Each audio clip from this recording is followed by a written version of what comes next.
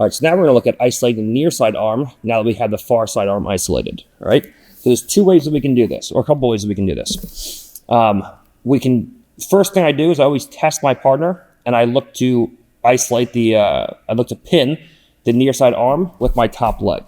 Okay, so in general, as we talked about in attacking from top pins, usually if I shelf my partner's arm on my hip, I'm looking to play a positional game and go into mount. All right, obviously we want to pin the arm and go into a mount the crucifix and go into attacks with submissions, okay?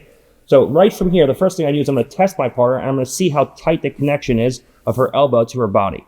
A lot of times she'll have her frame in pretty good, just with the elbow, but it won't be super, super tight.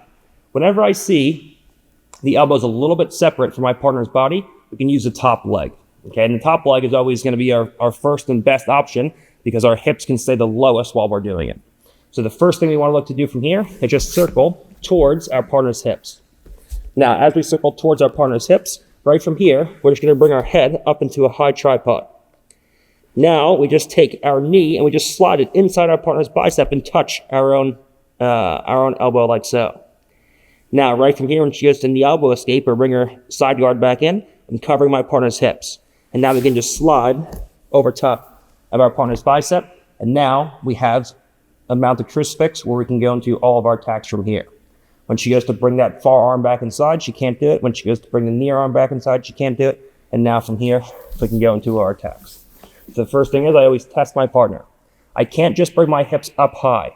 Okay, if I do that, she just brings her knee to her elbow. So the first thing I do is I circle towards my hips so her knees point away from me. When she goes to bring her side guard in now, she can't do it.